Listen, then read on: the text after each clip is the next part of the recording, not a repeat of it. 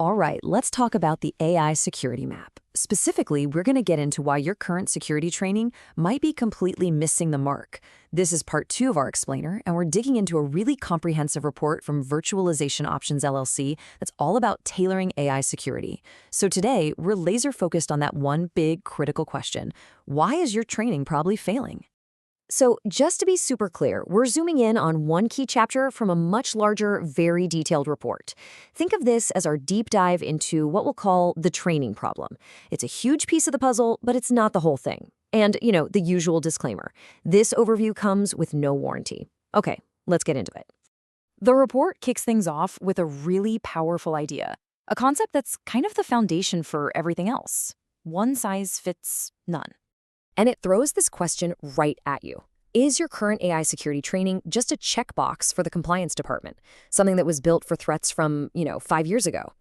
Because let's be honest, if you're making your top data scientists and your sales team sit through the exact same hour-long video, the answer is almost definitely yes. And that is a huge, huge problem. Okay, so if that's the problem, what's the fix? Well, this is where the report gets really smart. It argues that before you even think about training, you have to start by mapping your entire AI organization. I just love this analogy from the report. You wouldn't plan a mission without a map of the terrain. Why defend your company without a map of your AI landscape? It's so simple, but it hits the nail on the head, right? You've got to know the ground you're standing on before you can even begin to defend it.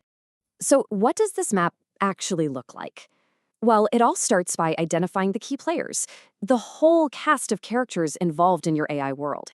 Because your AI ecosystem isn't just one thing, right? It's this incredibly diverse group. You've got your super technical folks, the model developers and AI ops engineers. You've got the people who are the guardians of your data, the curators. Then you have everyone on the front lines, your business users and your executives. And you can't forget the people on the outside looking in, your third-party vendors, and, of course, the incredibly important incident responders. Every single one is a unique doorway for a potential attack. And this diagram from the report just nails it. It illustrates the whole concept perfectly. See that shared baseline right at the top? We're going to come back to that in a second. But just look at how every single role underneath it has a totally different, unique risk profile. They're all standing on that same common ground, but the vulnerabilities they face are worlds apart. Let's make this real for a second. Compare a model developer to a business user. The developer is living deep inside the code. They're worried about super technical stuff, like code injection that could poison the model from the inside. Meanwhile, your business user is out on the front lines, dealing with social engineering attacks, phishing, prompt injection, things where an attacker tries to trick them into making the AI misbehave. There is no way you can use the same training for those two risks. It just doesn't work. And the risk isn't just about who's using the AI, it's also about what's going into it and who's helping you build it. A data curator could, by complete accident, poison the well with bad training data. That's a really subtle flaw that could screw up every single model that uses it. And then you've got your third-party vendors. They bring in these massive supply chain risks that are often completely outside of your control. The potential attack surface is just enormous. So I know looking at all these different roles and all these different risks, it can feel a little overwhelming, but the report does a great job of boiling all this complexity down into a really clear framework, the 2 dimensions of risk. Okay, so dimension number 1 is technical depth. This one's pretty easy to grasp. It's basically how hands-on somebody is with the actual AI models and all the tech behind them. Are they writing the code, or are they just chatting with the end product? This is what determines the kind of technical danger they're exposed to. But here's the second dimension, and it's the one that so many companies just completely overlook: the jurisdictional framework. See, risk isn't just about the technology, it's also about geography.